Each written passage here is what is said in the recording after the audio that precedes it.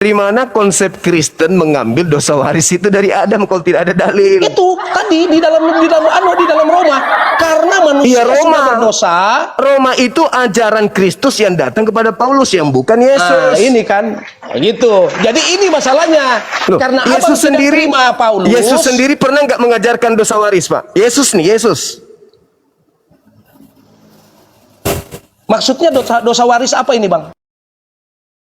Iya, Yesus sendiri pernah nggak mengajarkan tentang Adam mewariskan dosa kepadanya? Ada Ya, nggak perlu lah, Bang. Untuk apa dia mau ceritakan itu, Bang? Tetapi, Bang, begini, Bang. Ada hal-hal yang diceritakan Yesus tidak tercatat di dalam Bible. Ya, tapi ini yang paling prinsip, karena kematian si Kristus ini itu karena nebus dosa Adam. Kenapa Yesus tidak mengajarkan itu? Kok munculnya di Kristen?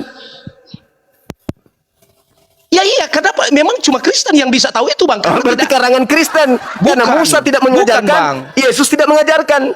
Bukan, Bang, bukan begitu. Lalu jadi mana?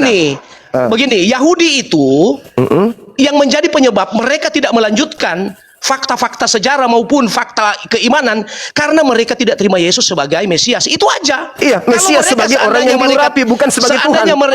Iya, Yesus itu memiliki gelar Mesias. Iya, gitu, Kristus. Bang. Iya, dia Kristus itu, itu apa menurut Abang?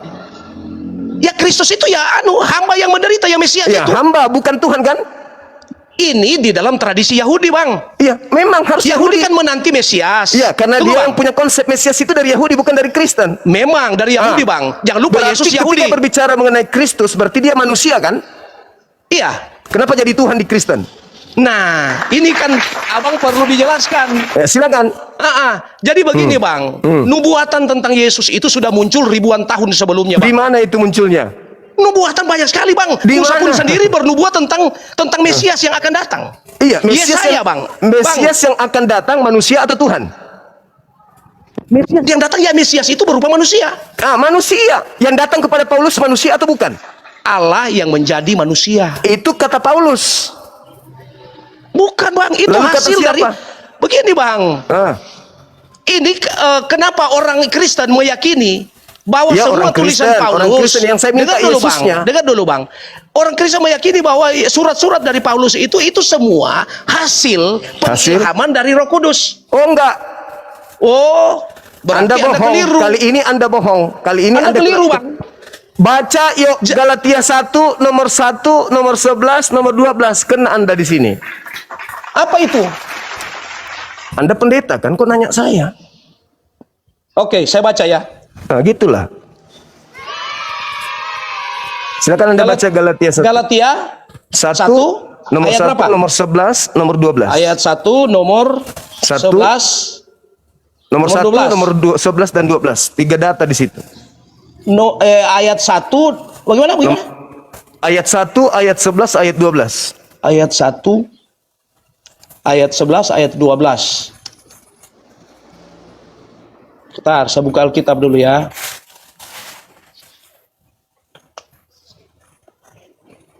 Oke, Bang. Silakan. Saya baca ayat 1 ya. Dari Paulus, seorang rasul, bukan dari manusia, bukan pula oleh seorang manusia. Ini maksudnya mau ceritakan bahwa Paulus jadi rasul bukan dari manusia, ya, melainkan oleh Yesus Kristus, Allah Bapa yang telah membangkitkan dia dari antara orang mati. Ya, Lalu penegasannya di nomor 11. Sebab aku menegaskan kepadamu, saudara-saudara, bahwa Injil yang ku beritakan, Paulus maksudnya yang Paulus beritakan, bukan Injil menurut manusia. Oke? Ayat 12, karena aku bukan menerimanya dari manusia. Oke? Juga bukan diajarkan kepadaku oleh manusia. Oke, tetapi aku menerimanya dari penyataan Yesus Kristus. Lalu salahnya di mana? Roh Kudus atau Yesus Kristus? Yesus Kristus. Tadi Anda mengatakan Roh Kudus. Yesus Kristus, Roh Kudus juga sendiri, Bang. Di mana dalilnya? Yang mana? Yesus adalah Roh Kudus. Bang, Yesus itu begini. Bang, Yesus ini kan begini. Ketika dia datang ke dalam dunia, Bang, dengar ya. Ketika dia datang ke dalam dunia, dia dalam rupa manusia. Tapi Abang jangan lupa, bahwa natur sebagai Allah menempel di dalam hidupnya. Kata siapa? Loh, makanya firman jadi banyak. Yohanes 1 ayat 1 pada mulanya kata siapa? adalah Kata siapa, Pak? kata Ini kan Yohanes. tadi Anda Kata mengatakan Yohanes. Paulus menerima Injil dari Roh Kudus. Ternyata menurut dia terima dari Yesus Kristus yang bukan manusia. Berarti bukan anak Maria. Anak Maria itu manusia. Abang lari dari ini, Bang. Dari Kok konteks Anda yang ini. lari? Anda mengatakan Bang, tadi dia menerima dari Roh Kudus. Bang, saya baca Anda ulang. mengatakan Saya baca ulang, Paulus Bang. menerima dari Roh Kudus. Tapi Bukan faktanya menerima dari Yesus. Kudus, menerima dari Yesus. Anda mengatakan Ini dari ditulis- Roh Kudus tadi. Bukan. Dengar dulu, Bang. Justru Abang sudah karena tanya. itu saya minta Anda menunjukkan Galatia 1 supaya Anda buktikan bahwa Paulus itu bukan dari Roh Kudus, tetapi Tunggu, dari Bang. Yesus Kristus. Sebab aku menegaskan, saya baca ulang ya. Sebab Ya. aku menegaskan kepadamu, saudara-saudara, bahwa Injil yang Kita sudah deal di situ. Dari bukan Yesus. dari manusia, toh? Dari Yesus. Karena aku juga pertanyaan bukan saya, dari, Pak.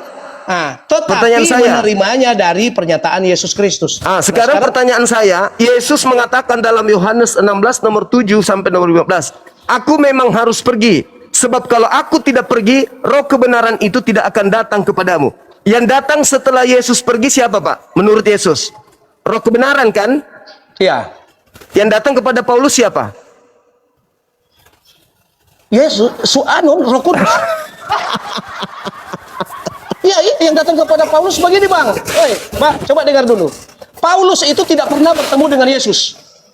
Satu. Paulus tidak pernah bertemu dengan Yesus. Saya tepuk Ya, tangan untuk secara itu. Saya tepuk manusia, tangan. secara manusia. Lah, memang Yesus ini pernah, bukan secara manusia.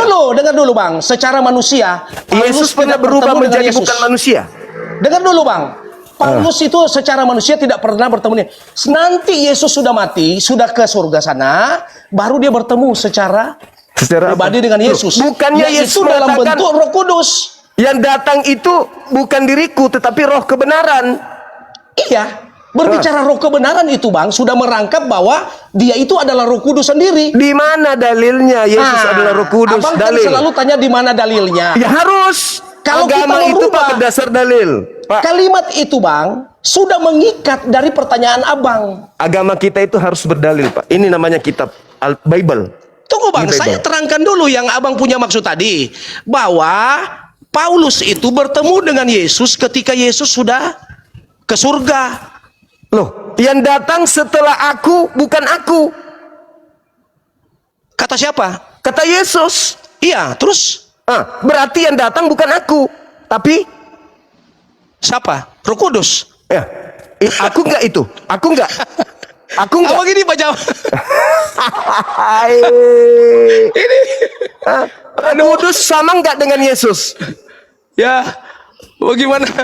Roh Kudus dengan Yesus sama enggak? Nah, kita kalau mau berbicara Roh Kudus dengan Yesus, Yesus dengan Bapa, itu kita mau masuk ke konsep Tritunggal. Saya tidak mau masuk di situ, Bang.